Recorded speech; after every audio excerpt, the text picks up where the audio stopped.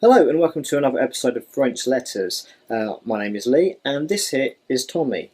Now I'm a big fan of Japanese role-playing games, but I find the main problem with them is that, well, they're a bit of a time sink. They can take a lot of time to play through, and that's time I could be better spent petting Tommy on the head. However, thanks to the release of Final Fantasy X HD, I can now play the game on the Vita and play it wherever I go, making for a happy Tommy. Final Fantasy X seems to be one of those points in the series where things start to change. A lot of the mechanics seem to be a bit more simplified. The sphere grid is an interesting way of levelling up your characters without using the standards. Get experience points and level up. It's just a very well done game. Definitely a nice change from the series that had so many entries up until now. But you've still got all the usual things there. You've got enemies, you've got a ragtag bunch of people in your party, you've got cactuars, you've got chocobos, and of course you have summons. And I actually have a summon of my own. Tommy, what's this? Come get it, come get it, come get it, come get it.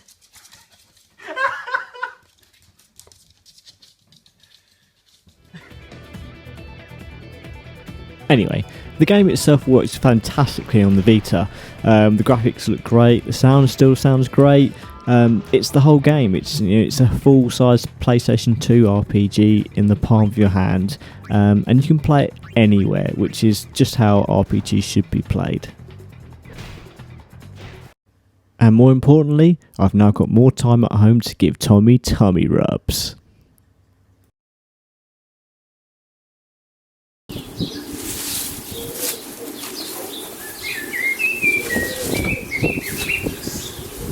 This week, I have been mostly playing Hearthstone, Heroes of Warcraft.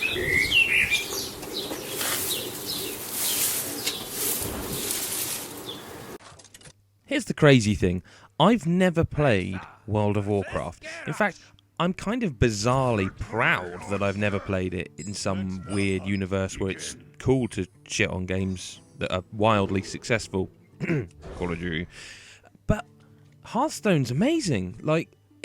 It's just stunning. I played it on the PC originally, and now it's on iPad. It's just the perfect game. It's like the perfect toilet game, really. I mean, yeah, you're going to get pins and needles in both feet, but it's perfect. Seriously. I mean, did you really think I was going to do the same gag twice? But Hearthstone's just tremendous fun, and there are moments where someone will just really thrash you, but it's mostly because you've made a mistake, you've not done the math correctly, or you've just not realised that if you don't take out that guy that's constantly being buffed every time you attack the other guys, he's going to hit you hard, really hard, and finish you off in 2 turns. Alright. The characters are great. There's just so much to do, and to be honest with you, for every time you lose and get angry, and I lose, and I think you probably know me well enough to know I get angry quite a lot, for every time that happens, the win is just incredible, and this is the definition of mobile gaming done correctly. It's a shame that it's only on iPad at the moment, but if you do have one, it's completely free to play, and you don't really have to buy anything in the store. And it never tells you to. I mean, it never even bothers you. It just lets you play the game. It's a game that's been play tested to death and is all the better for it. Seriously, you need Hearthstone in your life. If I ever get out, hopefully I'll see you next week for more French letters. Bye.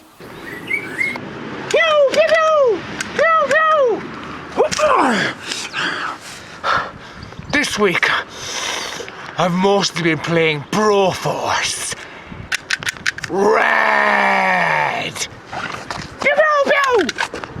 I grew up on action movies. I absolutely adored the bombast of John McClane blowing the heads off of people, or Arnold Schwarzenegger in all his glory fucking up some people as the Terminator.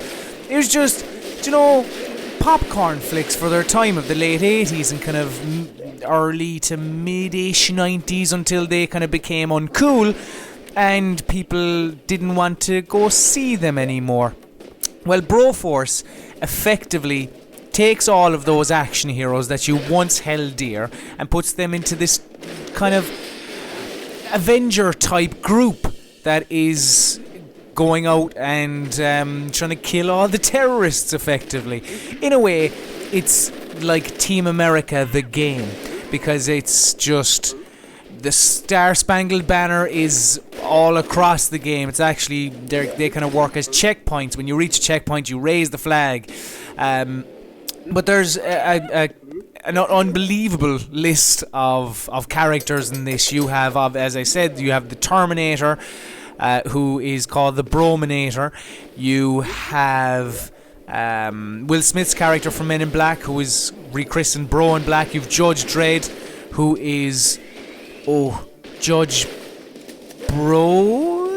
I can't remember his name. Or John McClane is Brohard.